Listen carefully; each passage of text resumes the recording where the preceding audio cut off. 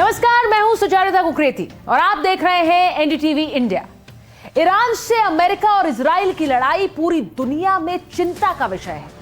28 मार्च की सुबह 9:45 पर यह जंग शुरू हुई और अब यह लड़ाई दुनिया के हर उस घर तक पहुंच चुकी है जहां खाना एलपीजी गैस से बनता है। हर उस आदमी और सामान तक पहुंच गई है जो car, scooter, motorcycle, truck, train का इस्तेमाल करता है। टारगेट था ईरान की परमाणु क्षमता, मिसाइल पावर और आयतुल्लाह की सत्ता। लेकिन अब युद्ध तेल और गैस के संकट पर खड़ा है। जितनी आग भड़केगी उतना बजट बिगड़ेगा, उतनी दुनिया बदलेगी। यह लड़ाई आने वाली दुनिया का आईना है। युद्ध की दीवार पर भविष्य की शांति और अशांति का नक्शा लगा हुआ है।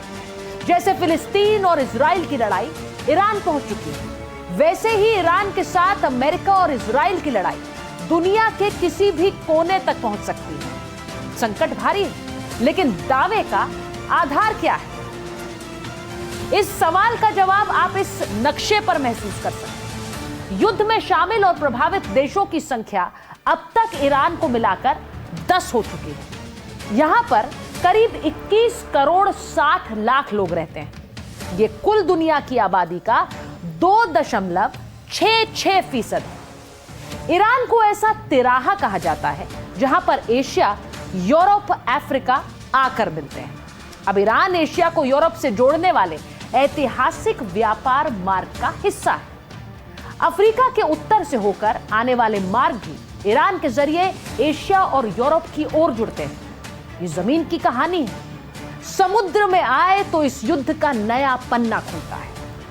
अरब दुनिया के 7 प्रमुख देश पर्शियन गल्फ से अरब सागर पर आते हैं, जहां हॉर्मूज के पास ईरान ने अपनी शक्ति का दरवाजा लगा रखा है। अब पूरा युद्ध इसी पर्शियन गल्फ की गुफा में घुस गया है, जहां आसमान से मिसाइल बरस चुकी हैं। समुद्र में ईरान चुनौती दे रहा है और दुनिया की इकोनॉमी के हर सेक्टर में झटके महसूस किए जा रहे हैं।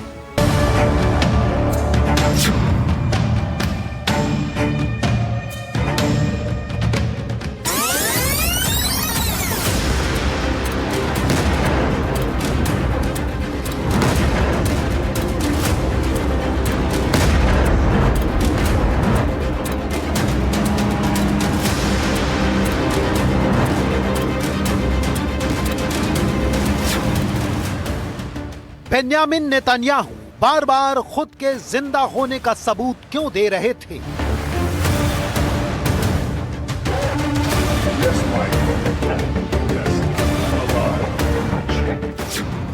मुस्तफा खमेनेई के मिटाने का ऐलान सच या झूठ?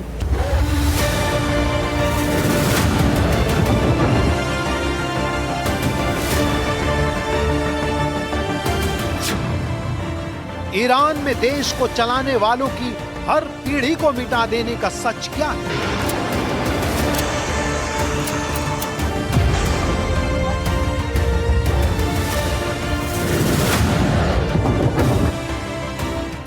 अमेरिकी युद्धपोत जेरल्ड फोर्ड में लगी आग का सच क्या है?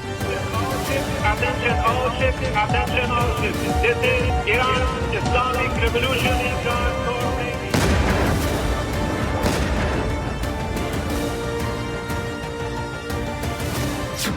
ईरानी नौसेना वायुसेना के अंत का ऐलान सही या गलत?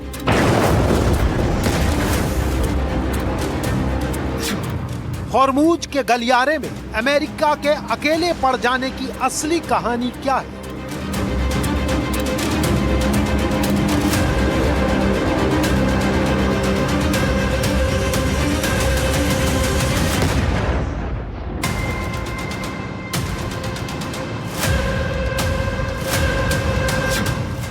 ईरान के काउंटर अटैक में कमी, अमेरिकी प्रोपेगेंडा या जमीनी हकीकत?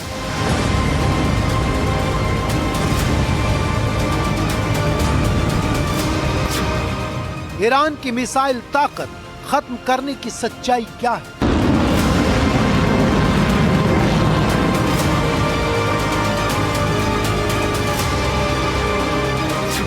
युद्ध में हमले के हवाई वीडियो कितने सच्चे, कितने झूठे।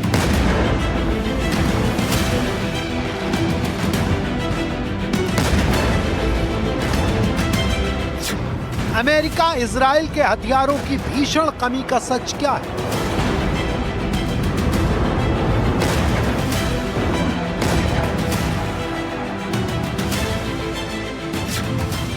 ट्रंप क्यों कर रहे हैं ईरान और ईरानी जनरल की जय जयकार? He was a really good general. He was a vicious, horrible man, but he was a brilliant general. क्या ईरान के खिलाफ अमेरिका, इजराइल रणनीति बनाने में चूक गए?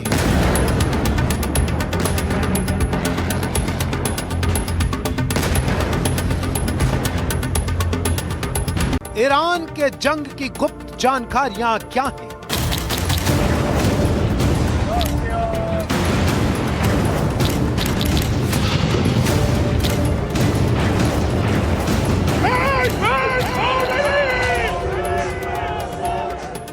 I'm alive, and you're all witnesses. Iran के साथ युद्ध में क्या अमेरिका और इजराइल बारूद से ज्यादा प्रोपेगेंडा बम का इस्तेमाल कर रहे हैं? क्या ईरान के ड्रोन से ज्यादा घातक वहां का नैरेटिव विंग है? इस सवाल की जरूरत क्यों पड़ी? इसे समझने के लिए इजराइल के पीएम बेन्यामिन नेतन्याहू के 2 वीडियो देखिए। दोनों ही वीडियो में वो अपने जिंदा होने के सबूत दे रहे हैं। एक में वो कॉफी की दुकान पर है और दूसरे में अमेरिकी राजदूत के साथ। बीच युद्ध में बेन्यामिन नेतन्याहू को अपने जिंदा होने के सबूत क्यों बांटने पड़े? आखिर उन्हें ऐसा करने की जरूरत क्यों पड़ी? इस सवाल का जवाब ईरान के साथ हो रहे युद्ध की एक ऐसी सच्चाई आपके सामने लाएगा जिसके बारे में दुनिया के कम लोग ही जानते हैं।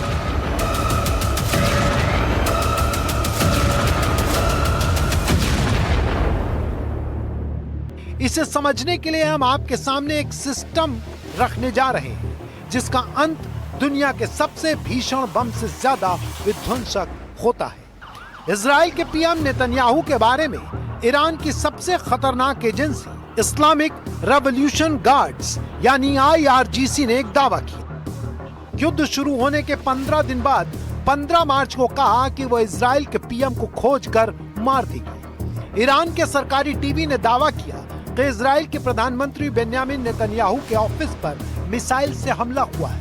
प्रधानमंत्री नेतन्याहू की स्थिति अनिश्चित है। इसके बाद सोशल मीडिया पर एक स्क्रीनशॉट वायरल हुआ जिसके बारे में दावा किया गया कि ये इजराइल के प्रधानमंत्री कार्यालय के एक्स हैंडल से जारी हुआ है, लेकिन फौरन डिलीट कर दिया गया। इसमें लिखा था कि प्रधानमंत्री नेतन्याहू के स्टेटस पर अफवाहें चल रही हैं जो कि अपुष्ट है। अपील है केवल सही जानकारी पर विश्वास करें। पीएम नेतन्याहू से संपर्क करने के प्रयास जारी हैं। प्रधानमंत्री नेतन्याहू इजराइल की सुरक्षा के लिए प्रतिबद्ध हैं। 3 चीजों के कॉकटेल के बाद पूरी दुनिया में बेन्यामिन नेतन्याहू के निधन की खबरें तेजी से फैलने लगी। जबकि ईरान ने नहीं कहा कि उसने नेतन्याहू को मार दिया, ना ही इजराइल ने अपने पीएम के बारे में ऐसी कोई बात की। फिर भी अफवाह इतनी प्रचंड थी कि इजराइल के पीएम नेतन्याहू ने एक वीडियो जारी किया। वीडियो में नेतन्याहू कॉफी का गिलास लेकर घूम रहे हैं, लोगों से मिल रहे हैं, बात कर रहे हैं। इस पर भी दावा किया गया कि इस वीडियो में नेतन्याहू की उंगली में दिख रही अंगूठी कभी गायब हो जाती है तो कभी दिखने लगती है। सिर के बाल भी सामान्य दिनों से अलग है। गिलास में कॉफी सिप करने के बावजूद कम नहीं हो रही। नेतन्याहू ने बार बार अपने हाथ हिलाए, हाथ में केवल 5 उंगली का भरोसा दिलाया, क्योंकि पहले एक वीडियो आया था जिसमें नेतन्याहू के हाथ में 6 उंगली का दावा किया गया था। घंटे भर के भीतर कॉफी वाले वीडियो के बारे में दावा होने लगा कि ये AI से बना नकली वीडियो है। एक प्रमुख AI एजेंट ने भी इस वीडियो को डीप फेक बता दिया।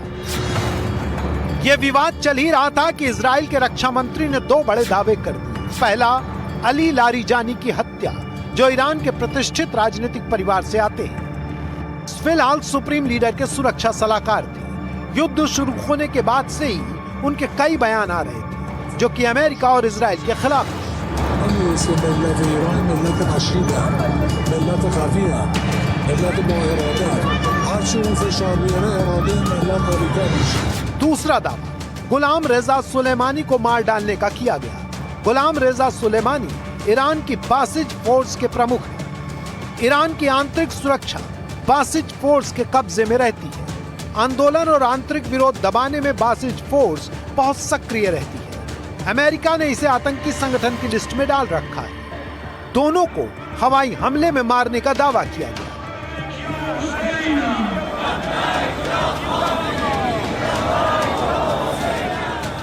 इस जानकारी की पुष्टि के लिए इजराइल के पीएम नेतन्याहू ने एक वीडियो जारी किया।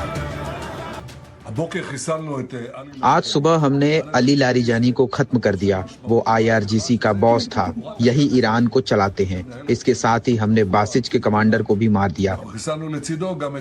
ये गुंडे बदमाश हैं जो तेहरान और दूसरे शहरों में आम लोगों को धमकाते और परेशान करते हैं। इस रिजीम को हम दबा रहे हैं, इस उम्मीद में कि ईरान की जनता इन्हें हटा सके। ये अचानक नहीं होगा, ये इतना आसान भी नहीं है, लेकिन अगर हम लगातार प्रयास करेंगे तो ईरान के लोगों को मौका मिल सकता है कि वो अपनी किस्मत अपने हाथों से लिख पाएं।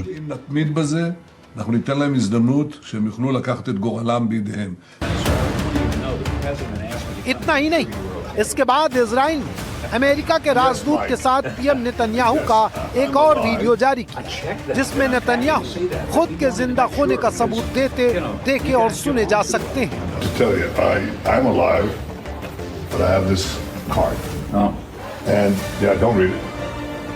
ये ऑडियो वीडियो कसरत एक प्रोपेगेंडा और अफवाह को काउंटर करने के लिए की जा रही है, क्योंकि नेता के न होने का नुकसान बम और मिसाइल से ज्यादा होता है। युद्ध में सूचना भी शस्त्र और अस्त्र से कम नहीं होती। इस बात का सबूत अमेरिका और इजराइल का वो दावा भी करता है, जिसमें वो लगातार कह रहे हैं कि युद्ध की शुरुआत ईरान के रिजीम को खत्म करने के साथ हुई।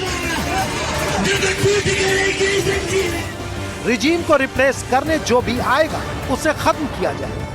मकसद सिर्फ एक, नेतृत्वहीन ईरान ज्यादा दिन टिक नहीं पाएगा, अमेरिका और इजराइल के सामने खत्म हो जाएगा। मतलब अमेरिका और इजराइल युद्ध जीत जाएंगे। A new leadership to go and name a new leader, and that leadership is gone. And now they think maybe the sun is gone. They're all gone. My biggest problem is I have no idea who we're talking to because nobody ever heard of any of these people. They're all dead. But we did a job for the world, not a job for us, for the whole world. We took the worst country in 50 years and maybe longer from the ideological standpoint, a country that wanted to blow up the world, a country that is sick, and it has a religious fervor.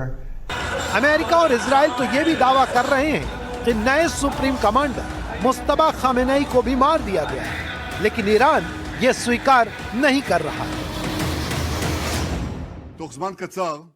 बहुत कम समय के भीतर हमने Iran की तानाशाह regime के अधिकारियों को खत्म किया है, खामनेई को खत्म कर दिया है। हमने पुराने तानाशाह को मिटा दिया और नए तानाशाह मुस्तबा को भी खत्म कर दिया है। मुस्तबा रिवॉल्यूशनरी गार्ड की कठपुतली था, वो तो ईरान की जनता को अपना चेहरा भी नहीं दिखा सका।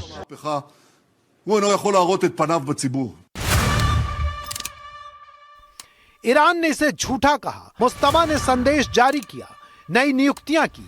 इसके बाद ईरान ने अपनी बात दुनिया तक पहुंचाने के लिए एक जापानीज एनिमे जारी करके संदेश दिया कि नए अयातुल्ला ने भूमिका संभाल ली है। मुस्तबा खामेनेई के अंत का दावा झूठा है।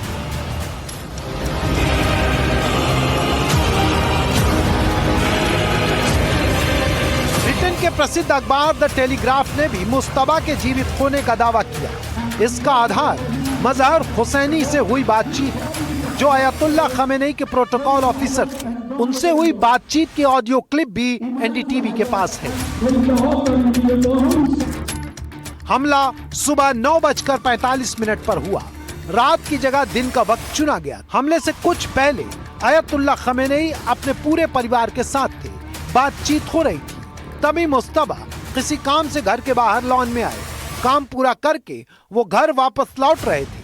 सीढ़ियों में कुछ दूर चढ़े थे, तभी हमला हो गया जिसमें मुश्तबा के पैर घायल हो गए। उनकी मौत नहीं हुई, वो जिंदा है, लेकिन लगातार ऐसी खबरें आई कि मुश्तबा कोमा में, मुश्तबा का एक हाथ एक पैर नहीं बचा। यहां पर दो बातें प्रमुखता से सामने आती हैं। अमेरिका और इजराइल का जोर रिजीम मिटाने पर है, जिसमें वो नेताओं को मारने की खबर का जोर शोर से प्रचार करते हैं। नैरेटिव यह बनता है कि नेता खत्म, ईरान खत्म, जैसा कि 1556 में पानीपत के दूसरे युद्ध में हुआ था। लड़ाई अकबर और हेमचंद्र विक्रमादित्य उर्फ हेमू के बीच में हुई थी। हेमू हाथी पर सवार था। एक तीर आया, हेमू की आंख में लगा। वो हाथी से नीचे उतरा। सेना ने समझा राजा गया और वो पीछे हो ली। अकबर जीत गए और हेमू हार गए। मतलब नेता मारो, युद्ध जीतो। लेकिन ईरान की रणनीति अलग है। वो कहता है कि नेता के मरने से ईरान को फर्क नहीं पड़ता है। ईरान में एक ऐसा सिस्टम काम कर रहा है जिसमें किसी के होने ना होने से फर्क ही नहीं पड़ता।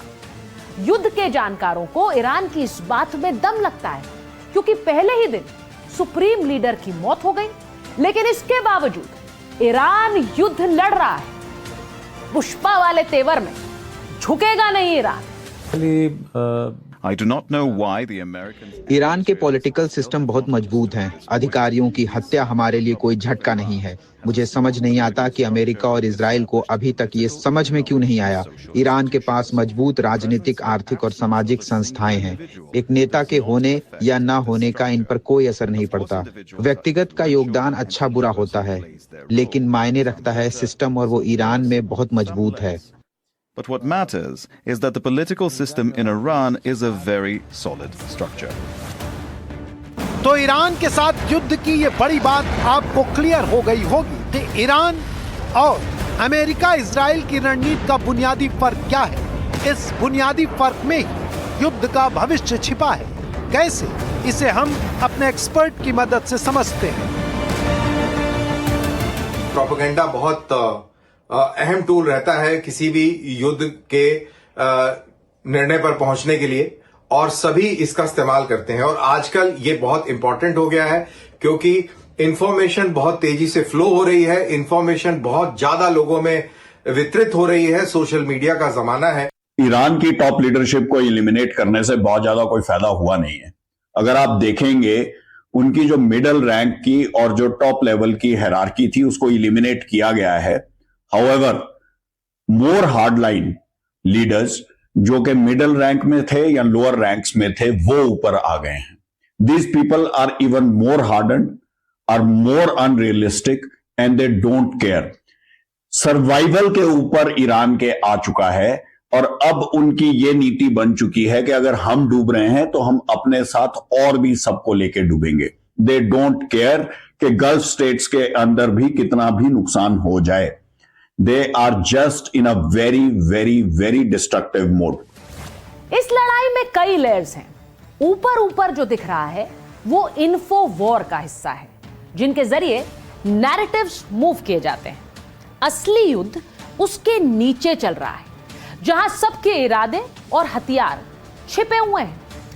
ईरान और कतर के जॉइंट गैस प्लांट्स पर इजराइल ने बमबारी कर दी तो पूरी दुनिया में हड़कंप मच गया। लेकिन इसने एक रात से पर्दा भी उठा दिया, वो ये कि युद्ध में इजराइल और अमेरिका के मकसद अलग अलग हैं। अमेरिका चाहता है कि ईरान के पास ऐसी क्षमता न हो जो उसे नुकसान पहुंचाए और तेल की खरीद बिक्री डॉलर में होती रहे। इसके लिए वो तेल गैस को युद्ध से बचाने में भी लगा है, जबकि दूसरी ओर इजराइल का मकसद ईरान को मिट्टी में मिलाना है।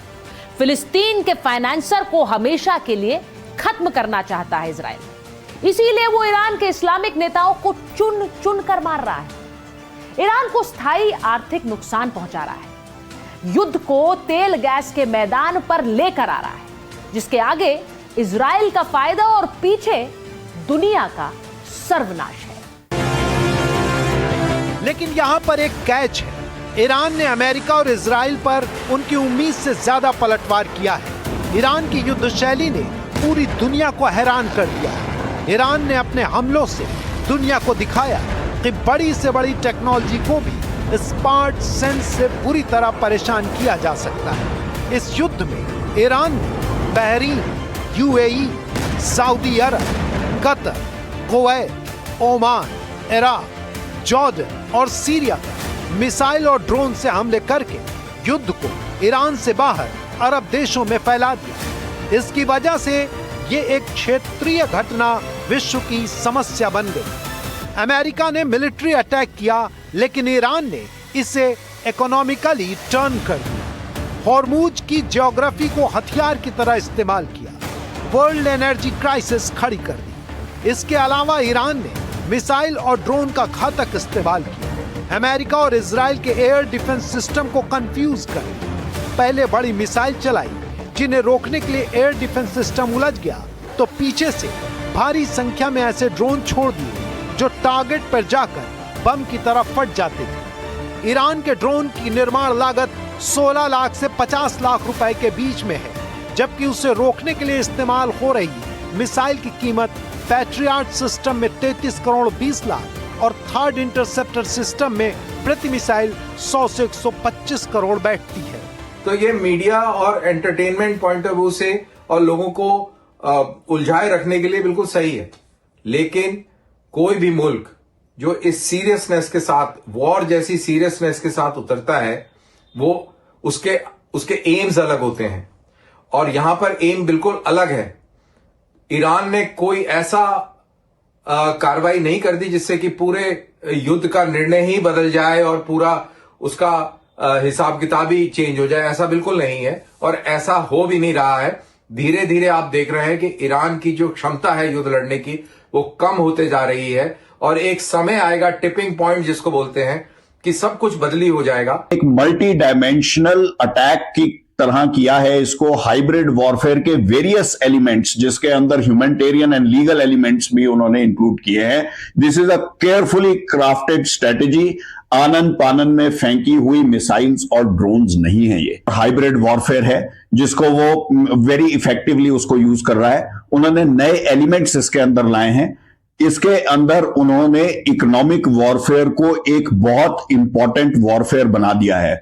उनको वीक पॉइंट्स पता है यूनाइटेड स्टेट्स के कि economically right now they can hurt them. उन्होंने cultural and social aspects and religious aspects भी इसका इंपॉर्टेंट हिस्सा बना दिए हैं। क्या है वो social, cultural and religious aspects? उन्होंने इसको शिया सुन्नी की लड़ाई भी बनाने की कोशिश की, उन्होंने इसको मुस्लिम एंड क्रिश्चियन की लड़ाई भी बनाने की कोशिश की। वो ये प्रोजेक्ट करना चाहते हैं कि मुस्लिम वर्ल्ड के लिए सिर्फ ईरान है जो आकर खड़ा हो गया है। उन्होंने इसको इजराइल बनाम ईरान की लड़ाई भी बताया है, क्योंकि इजराइल को कोई भी पूरे के पूरे अरब वर्ल्ड में, गल्फ वर्ल्ड में लाइक नहीं करता। ईरान रुक रुक कर मिसाइल और ड्रोन का कॉकटेल फायर करता है। अमेरिका और इजराइल परेशान है। ने साउथ कोरिया और दुनिया के दूसरे कोने में लगाए गए अपने मिसाइल इंटरसेप्टर्स को गल्फ क्षेत्र में बुलाना पड़ा। अमेरिकी राष्ट्रपति ने खुलेआम स्वीकार किया कि उन्हें अंदाजा नहीं था कि ईरान इतना घातक साबित होगा। युद्ध को ईरान अपने पड़ोसियों तक पहुंचा देगा।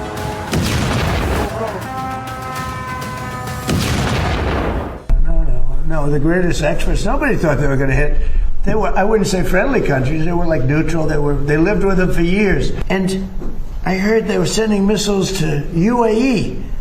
I said, that's strange. You know, UAE is like the banker for Iran.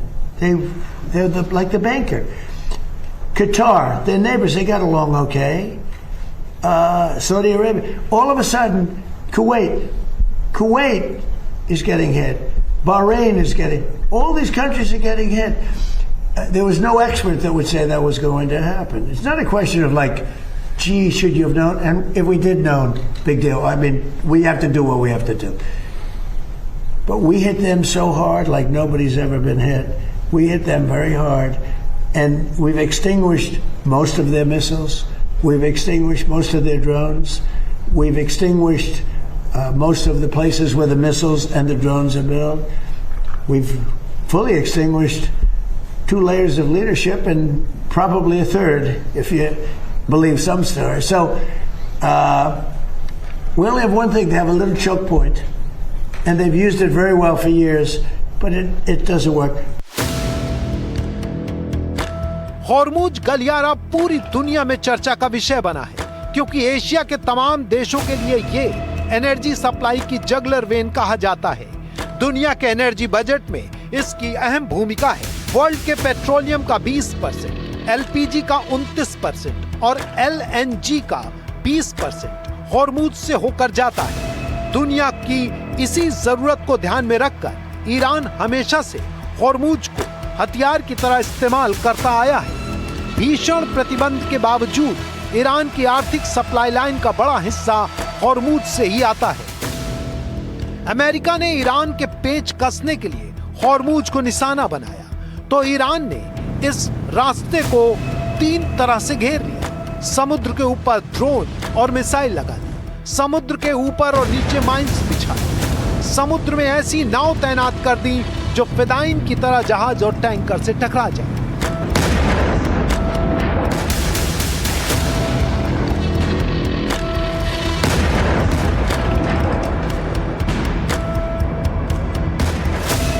और घोषणा कर दी कि जो ईरान से टकराएगा वो समुद्र में मिल जाएगा।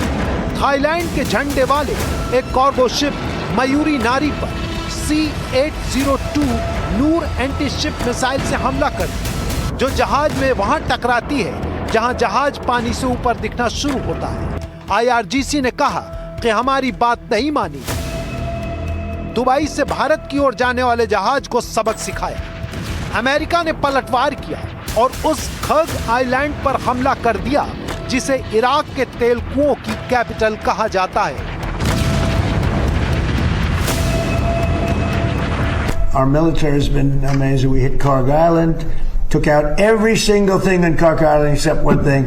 We left the pipes because if we take out the pipes, it takes a long time to build them. And at some point, something is going to happen that's positive with respect to those pipes. युद्ध जब Hormuz पर serious हुआ तो America ने Hormuz के आसपास Iran के ठिकानों पर भीषण बमबारी करने का दावा किया। अमेरिका के मुताबिक ईरान के समुद्री किनारे पर बने मिसाइल तहखानों और लॉन्चर्स को मिटाने के लिए 2,500 किलो यानी 2 क्विंटल के बम गिराए। अरब सागर और भूमध्य सागर में अपने बड़े युद्धक बेड़े की धौंस भी दिखाई। इसके 2 परिणाम हुए। ईरान ने पलटवार किया जिसने अपराजय अमेरिका की सुपर पावर पहचान को चोट पहुंचा दी। अमेरिका दुनिया का दादा है, उसे कोई नहीं कह सकता। यह दावा भी चकनाचूर हो गया। कैसे, आइए वो भी समझते हैं। लाल सागर में अमेरिका ने अपना युद्धपोत जेराल्ड आर फोर्ड तैनात किया था। यह दुनिया का सबसे बड़ा और अमेरिका का सबसे आधुनिक युद्धपोत है। इसकी कीमत 1.25 लाख करोड़ से ज्यादा बताई जाती है। इसे पोर्ट में वापस भेज दिया गया है। दावा है कि इसमें आग लगी और वो 30 घंटे तक नहीं बुझी। ईरान का दावा है कि नुकसान उसके हमले से हुआ, जिसकी वजह से अमेरिका ने जेराल्ड को पीछे किया और फाइनली मोर्चे से हटा दिया। अमेरिका का दावा है कि अन्य कारणों से लॉन्ड्री एरिया में आग लग गई थी। इसे ईरान अमेरिका की बड़ी बेइज्जती कह रहा है। ईरान का दावा है कि बड़े जहाज से कुछ नहीं होता। उसने अपनी मिसाइल, जल ड्रोन और समुद्री माइन से अमेरिका को भीषण नुकसान पहुंचाया है। दूसरा नुकसान इससे भी बड़ा है। ट्रंप ने ब्रिटेन और नाटो के दूसरे सदस्य देशों थे हॉर्मुज में ईरान की माइंस हटाने के लिए जहाज मांगे, तो अमेरिका के दोस्तों ने मुंह पर मना कर दिया और सीख भी दे दी। ईरान युद्ध में अमेरिका की मदद के लिए मना करने वाले देशों में Britain, Germany, France, Spain, Australia, Japan, दक्षिण कोरिया, लग्जमबर्ग, इटली प्रमुख हैं। NATO ist ein Verteidigungsbündnis. NATO एक सुरक्षा गठबंधन है, ये इंटरवेंशन फोर्स नहीं है। इसलिए उम्मीद है कि हम गठबंधन के भीतर एक दूसरे का पर्याप्त सम्मान करेंगे। हमारा उद्देश्य एक है कि ईरान में सत्ता बदलनी चाहिए। ईरान में जनता की चुनी हुई प्रजातांत्रिक सरकार बननी चाहिए। पिछले सालों और दशकों में हमने अपने अनुभव से जो सीखा है उसमें बमबारी समस्या के समाधान का सही तरीका नहीं है। Nach allen Erfahrungen, die wir auch in früheren Jahren und Jahrzehnten. But there are some countries that greatly disappointed me. And you know, I'm the one that got them to pay from 2% to 5% of GDP, NATO. And I get along great with those countries in NATO, but I always said, the problem with NATO is we'll always be there for them, but they'll never be there for us. And when I hear the UK, which was sort of said, we're going to send over 2 aircraft carriers. I said, I don't want them anymore. And we're going to have to start thinking more wisely in this country. बाहरी छोड़िए, Iran के मोर्चे पर Trump के अपने अधिकारी उनका साथ छोड़ रहे हैं। जो केंट अमेरिका के नेशनल काउंटर टेररिज्म सेंटर के डायरेक्टर थे। केंट ने अपना इस्तीफा ट्रंप को सौंप दिया। इस्तीफे का कारण चौंकाने वाला है। अमेरिका के सैनिकों को बेकार युद्ध में भेजना गलत है। युद्ध इजराइल और उसकी अमेरिका लॉबी के दबाव में हो रहा है। ईरान अमेरिका के लिए कोई तात्कालिक खतरा नहीं था। ईरान परमाणु हथियार विकसित करने के करीब नहीं था और न ही ईरान का इरादा परमाणु हथियार बनाने का था। इस युद्ध का समर्थन स्वस्थ दिमाग से नहीं किया जा सकता है। ये युद्ध अनुचित और अवैध है। वैसे ट्रंप से लगातार ये सवाल पूछा जा रहा है कि क्या वो ये युद्ध इजराइल के दबाव में लड़ रहे हैं। दूसरा सवाल ये भी है कि आखिर ऐसा क्या खतरा था कि ईरान पर ऐसा भीषण हमला करना पड़ा, तब जबकि ईरान परमाणु वार्ताओं में शामिल था। एपिक फ्यूरी से 2 साल पहले भी उसके मिसाइल और परमाणु संयंत्रों पर हमला हो रहा था। Does anyone really think that someone can tell President Trump what to do? Come on. President Trump always makes his decisions on what he thinks is good for America, and may I add, I think what is also good for future generations. Peter, they were going to take over the Middle East. They were going to knock out Israel with their nuclear weapon. But after we knocked out their nuclear potential weapon, they started building missiles. Israel would be gone. It would be incinerated, and probably the Middle East likewise.